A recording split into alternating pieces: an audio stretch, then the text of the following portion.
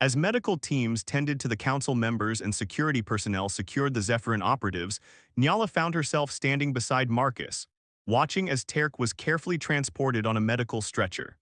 The red glow of his implants had dimmed to a faint pulse, and for a moment she could see the person he had once been might be again. "You called him's brother," Marcus noted quietly. "We were created in the same facility," Nyala explained, her voice soft with memory. "Designed to be compatible combat units.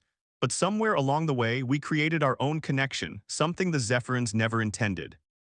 Marcus's hand found hers, his warm fingers interlacing with her purple ones in a gesture that felt both foreign and inexplicably right. "Some bonds can't be programmed or engineered," he said. "They can only be chosen." Nyala looked down at their joined hands, then up at his face, seeing not fear or calculation, but something she was only beginning to recognize. Something that made the constant whispers of her combat programming fall silent for the first time in her life. "I'm beginning to understand that," she replied and didn't pull away. 3 months after the Station Epsilon incident, Nyala stood before the expansive windows of the Terran Alliance Rehabilitation Center, watching distant ships trace silver paths across Earth's atmosphere. The center, located in what humans once called Switzerland, had become a strange sort of home. Its mountain setting provided both security and serenity for the facility's unique residents, bioengineered beings like herself who were transitioning to autonomous life. "Your brother's neural scans show significant improvement," Dr. Olivia Patel announced, joining Nyala at the window. The doctor's small stature contrasted sharply with Nyala's tall frame, yet she carried herself with quiet confidence. "The cybernetic integration was more extensive than we initially thought, but his original neural pathways are regenerating." Nyala nodded, relief washing over her. "Has he spoken yet?" "Not verbally," Dr. Patel replied, pulling up a holographic display. "But he's communicating through the neural interface. See these thought patterns? He's forming complete sentences now, asking questions about where he is, about you." She smiled gently. "He asked if you were still defective." I believe it was meant affectionately. A small smile touched Nyala's lips. "It was our private joke. The Zephyrins called our emotional development a defect. We reclaimed the word." Behind them, the rehabilitation center's doors slid open to admit Marcus, dressed in civilian clothes rather than his diplomatic uniform. Over the past months, his visits had become increasingly frequent and increasingly personal. "I hope I'm not interrupting," he said, his warm eyes finding Nyala's immediately. Dr. Patel closed the holographic display with a knowing smile. "Not at all. I was just updating Nyala on her brother's progress. I'll leave you two alone." As the doctor departed, Marcus joined Nyala at the window, standing close enough that their arms nearly touched. "How are you feeling about tomorrow's hearing?" he asked. Nyala's reflection in the glass showed the changes these months had brought. Her once utilitarian black hair now styled in a way that framed her face, her clothing chosen for comfort and personal preference rather than containment. Most notably, the constant tension that had once held her powerful body in rigid alertness had softened. "Nervous," she admitted, a confession she would have made to no one else. "The Galactic Council has never granted full autonomy rights to a Zephyrin combat unit before. There's significant opposition." Marcus's hand found hers, a gesture that had become familiar between them. "You have powerful advocates. The council members you helped save have submitted testimonials. Commander Linden's report was unequivocal about your actions." "And you," Nyala asked, turning to face him, "what did your testimony say?" Something shifted in Marcus's expression, a vulnerability he rarely displayed in his professional life. "I testified that in my 20 years of diplomatic service, I've encountered beings from hundreds of species across the galaxy, and few have shown the moral courage and capacity for growth that you have." His voice softened. "I also said that I believe denying you full personhood rights would be not only a legal failure but a moral one." Heat bloomed across Nyala's purple skin, deepening its shade. Over these months, their relationship had evolved from cautious professional respect to something neither of them had fully named. Something that existed in shared glances, in the comfort of silence between them, in the gentle touches that had become more frequent and lingering. "The Zephyrin delegation is arguing that I'm still dangerous," she said, voicing her deepest fear. "That my emotional responses are unpredictable, that I was designed for violence and will inevitably return to it." "They're afraid," Marcus replied, his hand tightening around hers. "Not of what you might do, but of what you represent."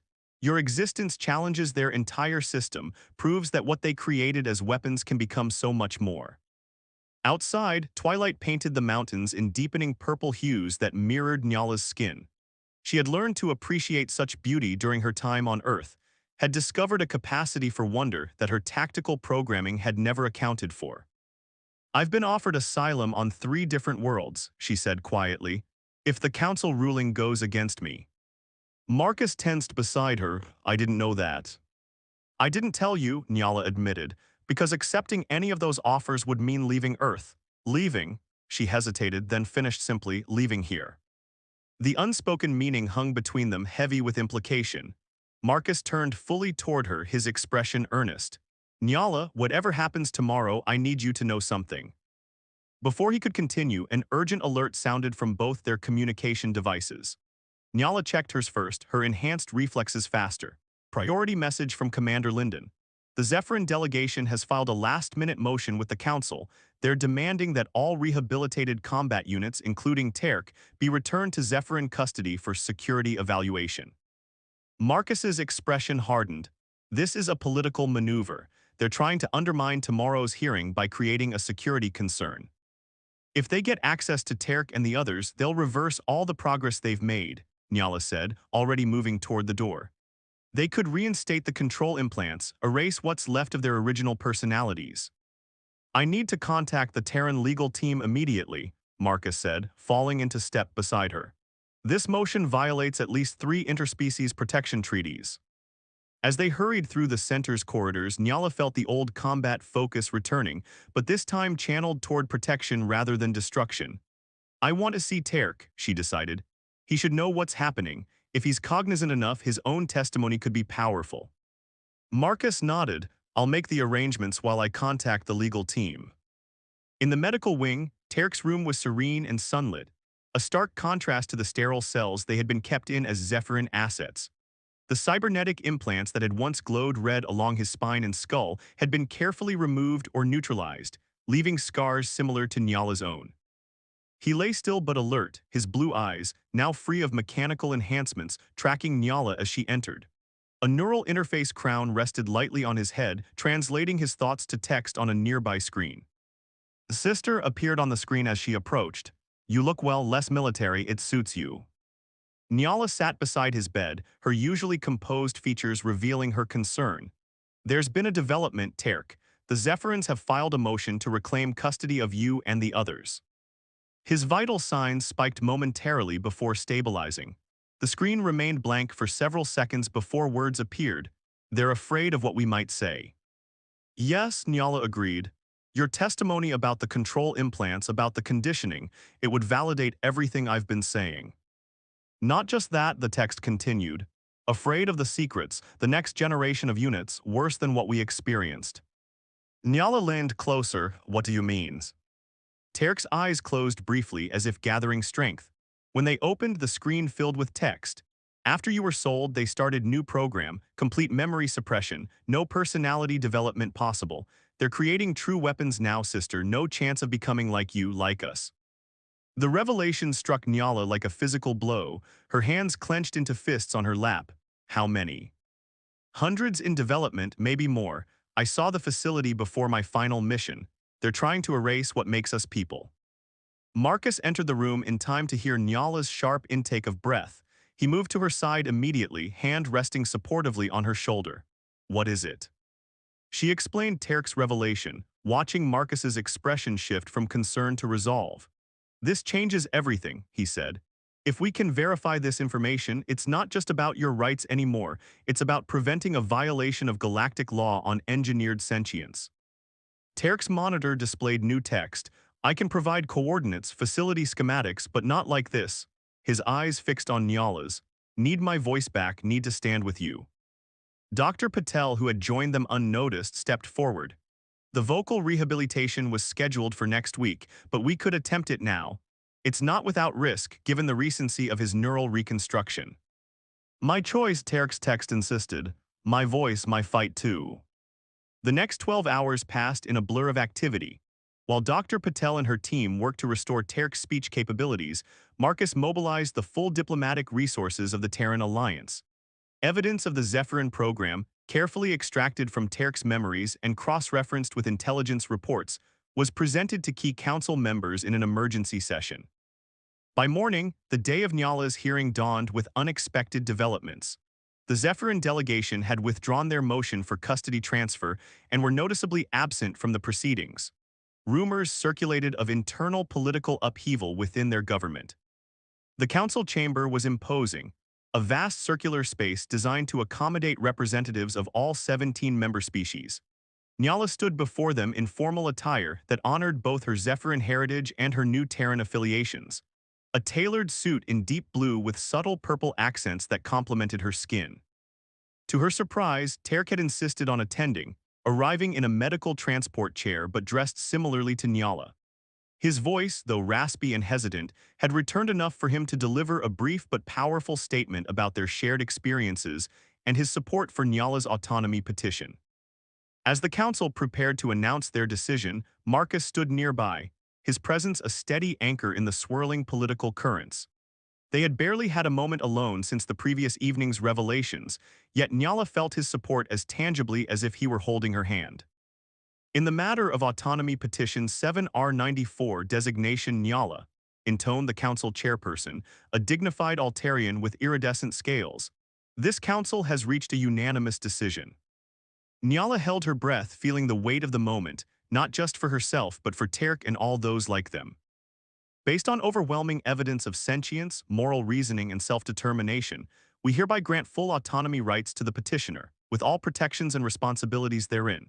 The chairperson's multifaceted eyes fixed directly on Nyala. Furthermore, in light of evidence presented regarding ongoing Zephyrin bioengineering programs, this council has initiated a formal investigation and issued an immediate cessation order for all such activities pending review.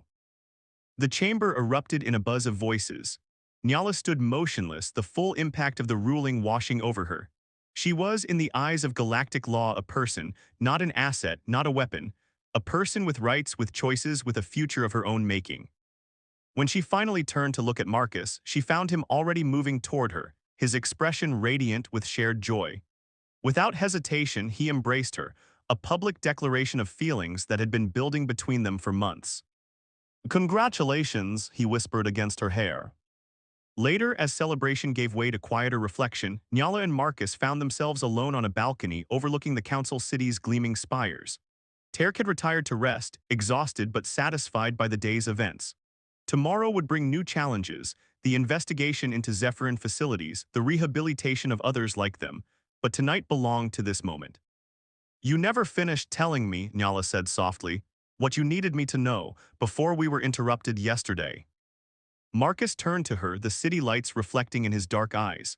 "I needed you to know that whatever you decided, whether to stay on Earth or accept asylum elsewhere, I was prepared to request reassignment to continue our work together." His voice grew softer. "The work, yes, but more than that, to continue being with you, Nyala." The admission hung between them, honest and vulnerable. Nyala stepped closer, her enhanced strength carefully contained as she reached up to touch his face. "When I was created, my purpose was predetermined. Every action, every thought was meant to serve that purpose." Her voice remained steady, but emotion colored her words. "Now I can choose my own purpose, and I find that what I want most is to continue discovering who I am, who we might be together." Marcus's hands found her waist, drawing her closer. "Is that your diplomatic way of saying you want to stay?" A smile, still rare but increasingly natural, curved Nyala's lips. "It's my diplomatic way of saying I choose you, Marcus Reeves.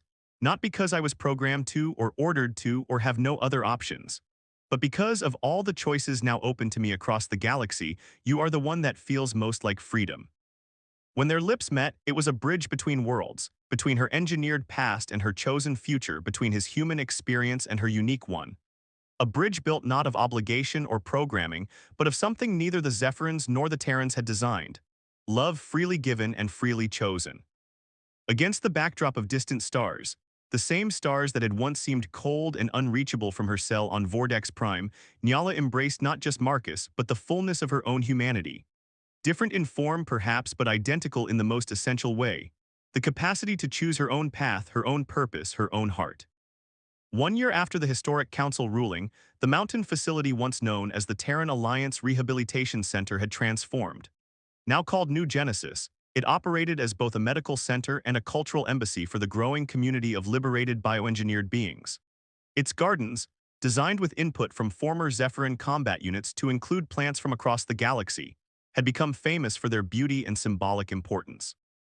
In the central courtyard, beneath a canopy of iridescent leaves from transplanted Altarian trees, preparations for an unprecedented ceremony were underway. Beings of various species moved purposefully through the space, arranging seating and decorating the natural stone archway with blue and purple flowers that matched the distinctive coloring of the day's honorees. Inside her private quarters, Nyala studied her reflection with a mixture of wonder and nervousness. The traditional garment she wore, a flowing dress of shimmering silver fabric with deep blue accents, had been designed specifically for her powerful frame, honoring both her Zephyrin physiology and the Terran custom she was about to participate in.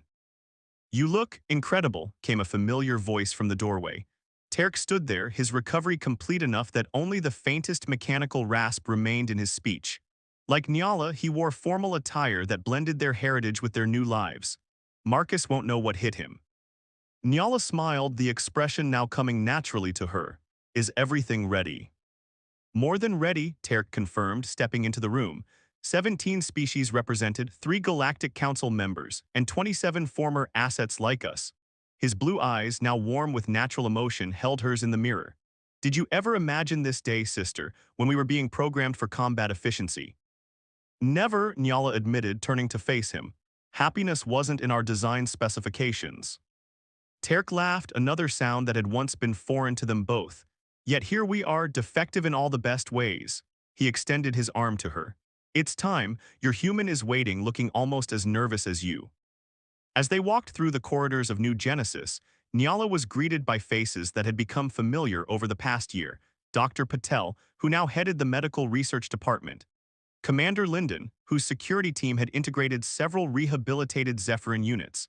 And dozens of others who had played roles large and small in the journey that had led to this day. At the entrance to the courtyard, they paused. Through the open doors, Nyala could see the gathered crowd, and at the center beneath the stone arch, Marcus. He wore a formal suit of deep blue that complemented her dress, his normally practical appearance transformed by the significance of the occasion. When he caught sight of her, his expression shifted to one of such open adoration that Nyala felt her enhanced heart skip a beat. "Ready?" Terk asked softly. Nyala nodded, suddenly certain in a way that transcended logic or programming. "Ready."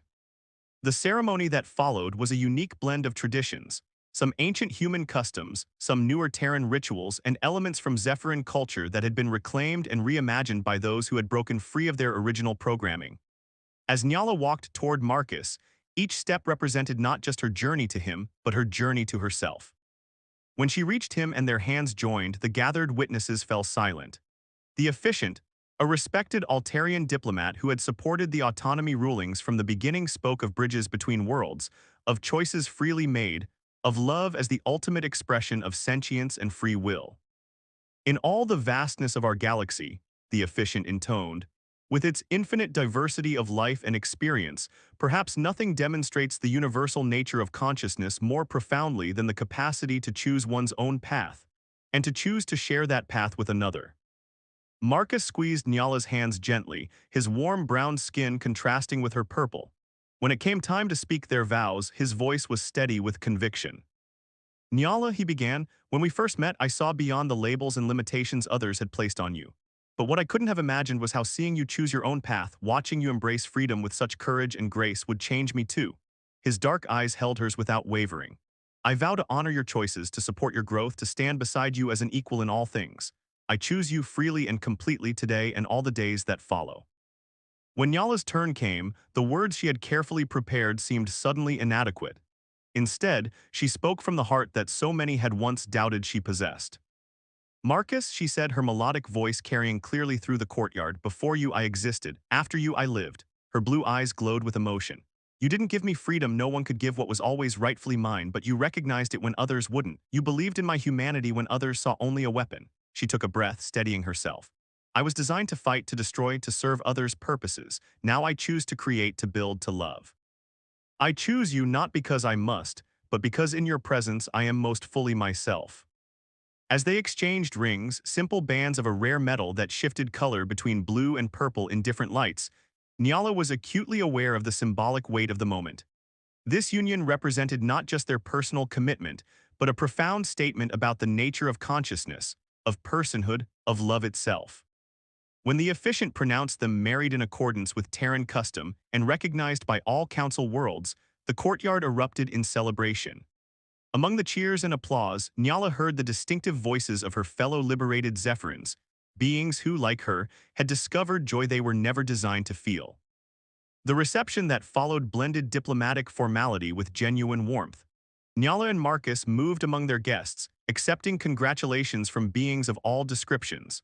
When they reached Terk, who stood with several other rehabilitated combat units, he embraced them both without hesitation. The Zephyrin High Command would be horrified, he remarked with a mischievous glint in his eye. Their perfect weapon married to a human diplomat, defective indeed. Marcus laughed. I prefer to think of it as the most successful diplomatic alliance I've ever negotiated. As the celebration continued, Commander Linden approached with a small group of Terran officials. We've received the final reports from the investigation, she informed them quietly. The Zephyrin bioengineering facilities have been completely dismantled. The remaining units, over 300, have been transferred to rehabilitation centers across Allied space. And the Zephyrin government, Marcus asked. Facing significant sanctions, Linden replied. But more importantly, internal reform. The exposure of the program has led to political upheaval. There's a growing movement among their civilian population questioning the military's authority. Nyala absorbed this information with complex emotions, and the scientists who created us. Being held accountable, Linden assured her, but we're also offering amnesty to those willing to help with rehabilitation efforts. Some have accepted. As the commander moved on, Nyala found herself momentarily overwhelmed by the magnitude of change, both personal and galactic, that had unfolded in such a relatively short time. Sensing her mood, Marcus guided her toward a quiet corner of the gardens. Too much, he asked gently. Not too much, she replied, gathering her thoughts. Just more than I ever dared imagine. Sometimes I still expect to wake up in that cell on Vortex Prime. Marcus's hand found the small of her back a grounding touch. If you did, I'd find you again. Nyala smiled at the certainty in his voice. I believe you would. She gazed out at the celebration, at Terk laughing with Dr. Patel, at former enemies from different species engaged in friendly conversation, at the impossible harmony of it all. Do you know what the strangest part is? They designed us to be perfect in combat, incapable of error. Yet it was our defects, our emotions, our questions, our capacity for choice that made us truly powerful. Not defects, Marcus corrected gently. Humanity, in its fullest, most universal sense. As twilight descended over the mountains, the celebration transformed. Light strung through the trees created a canopy of artificial stars, and music, a carefully curated blend of sounds from multiple worlds, filled the air. When Marcus led Nyala to the center of the courtyard for their first dance as a married couple, the gathered guests formed a circle around them. I should warn you, Nyala murmured as his arms encircled her waist. My combat training included various infiltration techniques, but dancing wasn't among them. Marcus smiled up at her, undaunted by their height difference. Then we'll learn together, one more choice we get to make. As they moved in time with the music, Nyala's enhanced body, designed for destruction but now engaged in creation, in connection, in love, felt truly her own for perhaps the first time. Each step, each turn was a decision, not a program. Each moment with Marcus was chosen, not assigned. Later, as the celebration continued around them, they slipped away to a secluded balcony overlooking the valley below. The real stars now visible above mirrored the lights of distant settlements below, points of brightness in the darkness, each representing lives and stories unknown but connected. What happens now? Nyala asked, leaning into Marcus's embrace. Where do we go from here? Marcus considered her question with the thoughtfulness that had first drawn her to him. Anywhere we choose, he said finally. The Terran Alliance has offered me a new diplomatic position, special envoy to the liberated enclaves, and they've requested your participation as a cultural liaison. Working together then, Nyala noted with approval. If that's what you want, Marcus affirmed. Your career path is your choice, not tied to mine. Nyala turned in his arms to face him. My choice is to build something with you, something that helps others like me find their own way, whether that's through diplomacy or education or whatever path emerges. Her blue eyes searched his. Does that sound like a future you would choose as well? Marcus's answer was in his kiss, tender and certain, a promise without words. When they parted, he added simply, with all my heart. From the courtyard below, a sudden burst of joyful sound rose. Terk had apparently convinced the musicians to play a traditional Zephyrin melody, reimagined as a celebration rather than the military cadence it had once been. Former combat units danced alongside diplomats and doctors, their movements a physical representation of their freedom. Nyala watched the scene, her enhanced vision capturing details that would have been lost to others. The subtle expressions of joy on faces designed to remain impassive, the careful gentleness of powerful bodies learning to move in peace rather than war, the small moments of connection between beings who might once have been enemies. They said I was broken, she mused, her voice soft with wonder. Too emotional, too questioning, too much to handle. Marcus followed her gaze to the celebration below, then back to her face, to the beauty of her that went far beyond her designed perfection, to the spirit that had forged its own path. Not broken, he corrected. Just waiting to be complete, as we all are until we find where we truly belong. In the distance, a shooting star traced a brilliant path across the sky, a brief, beautiful moment of light against darkness. Nyala tracked its arc with her enhanced vision, appreciating its perfect impermanence. Then she turned back to Marcus, to the future they had chosen together, to the life that was neither programmed nor predicted, but infinitely more precious for being freely made. I belong here, she said simply, with you, with this life we're building. As they rejoined the celebration below, Nyala moved with a grace born not of her engineered precision, but of her newfound peace. Among the stars, across vast distances of space and difference, she had found her home, not in a place but in a choice. Not in perfection but in love. And in that choice, that love, she was finally completely free.